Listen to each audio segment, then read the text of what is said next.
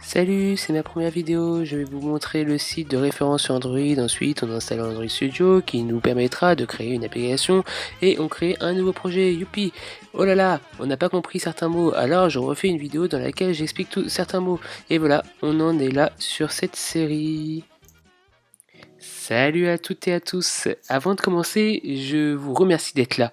Nombreux d'entre vous regardent mes vidéos mais ne s'abonnent pas. L'intro n'étant pas assez longue, allez, je vais vous laisser un peu de temps pour cliquer sur le bouton rouge sous cette vidéo, juste là en bas. Allez, si vous le voulez bien. Bon, assez perdu de temps, commençons enfin cet épisode. Voici notre projet de la dernière fois, j'ai rien touché, c'est exactement le même. Commençons par sélectionner en haut à gauche la vue Projet, juste ici. On verra le fichier dans le même ordre que votre Finder sur Mac ou l'explorateur sur Windows. Regardons tout d'abord les premiers dossiers qui sont juste là. On va s'intéresser surtout au dossier App, celui qui est d'ailleurs en noir et en gras, juste ici. Les autres, on va les laisser de côté pour le moment, ça ne nous intéresse pas, c'est un peu plus technique.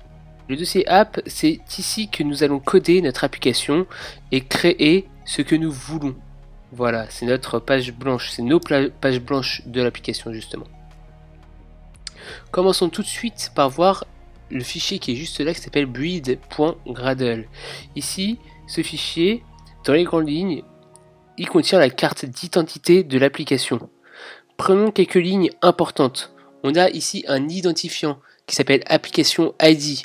Alors pour mieux comprendre cet identifiant, en fait, ça permet de justement rendre notre application unique. Si on prend un exemple sur le store, par exemple celui-ci, vous voyez que ForceMaster, d'ailleurs j'en profite, si vous n'avez pas vu mon test sur ForceMaster, je vous invite à aller sur ma chaîne YouTube, il y a une vidéo où je teste cette application.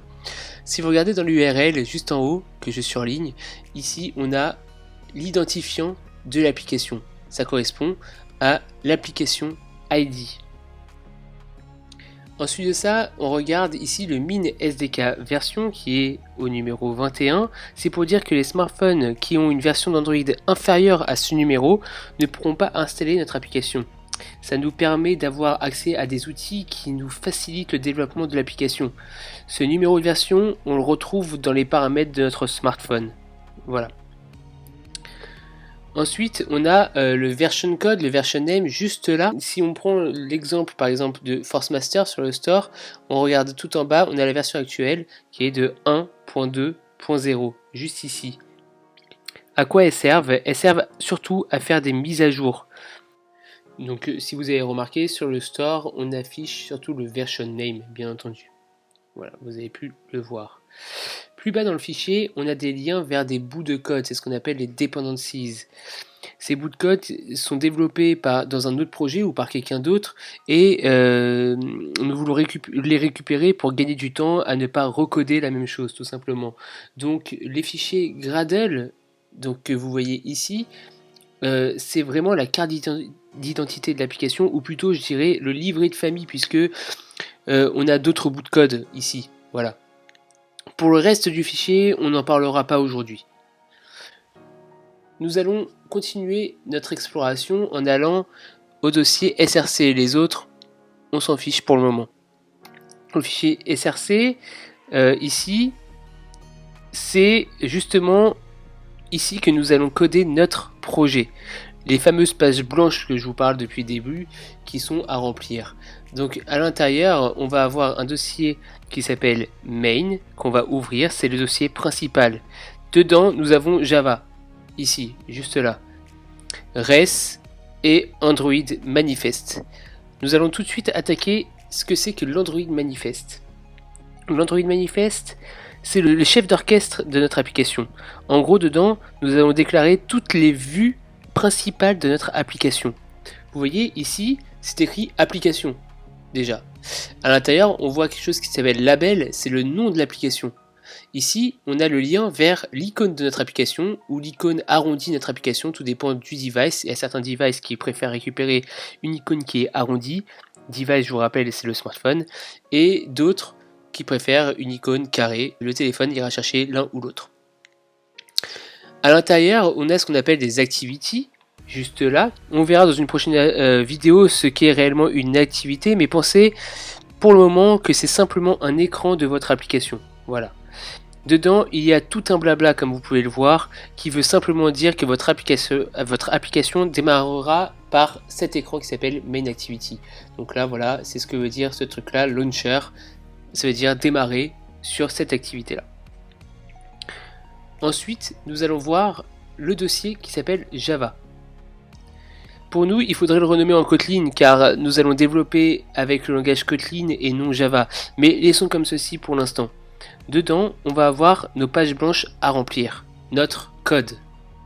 Voilà, si on regarde bien, on a déjà une page blanche qui s'appelle Main Activity, qui correspond d'ailleurs à ce qu'on avait vu juste là, Main Activity, l'activité qui a été déclarée, la vue, hein, le premier écran. Et dedans, on a déjà un petit bout de code, on verra dans le prochain épisode à quoi ça correspond, et surtout dans le prochain épisode, on va commencer à modifier ce code-là. Ensuite, nous avons le dossier res, juste là, res comme ressources. Pour mieux comprendre ce que sont des ressources, on va simplement ouvrir le dossier, comme je viens de le faire, et voir ce qu'il y a dedans. C'est ici qu'on mettra nos images appelées drawable, donc tout ce qui est images, nos layouts ici, qui correspondent au design de chaque écran. Si on regarde bien ici, on a l'écran Activity Main, donc le premier écran. Donc voilà, si je l'ouvre, on a déjà le design de cet écran. Et on peut voir qu'on affiche aujourd'hui Hello World. Ensuite de ça, on a tout ce qui est Mipmap. Mipmap, c'est simplement l'icône de l'application. Si on l'ouvre, on retrouve justement l'icône carré et l'icône arrondie de notre application, juste là. Et enfin, pour terminer, on a ce qu'on appelle les values.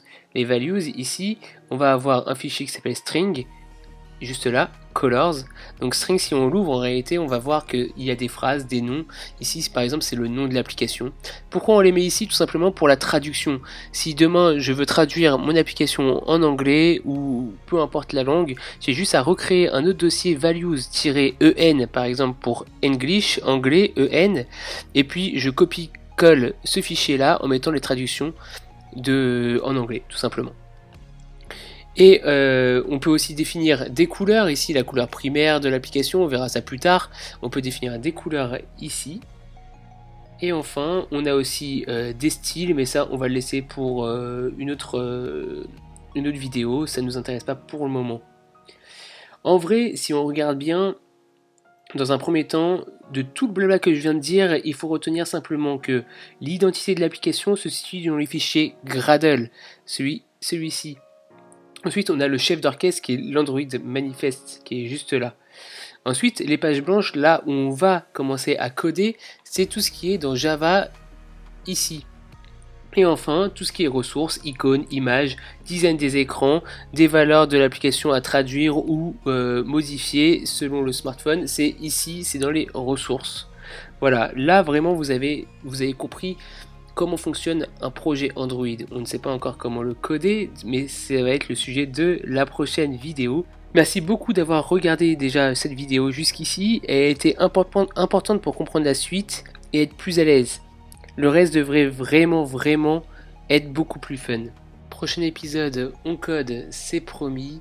N'hésitez pas à vous abonner à la chaîne. Vraiment, vous êtes nombreux à regarder les vidéos, mais il faut vraiment vous abonner pour manquer aucune des vidéos. Mettez un pouce bleu si la vidéo vous a plu, n'hésitez pas à mettre en commentaire ce que vous aimeriez bien voir, s'il y a des choses que vous n'avez pas compris, ou même juste des petites remarques, n'hésitez vraiment pas, c'est là pour ça. Allez, je vous dis à bientôt pour de nouvelles aventures, ciao ciao.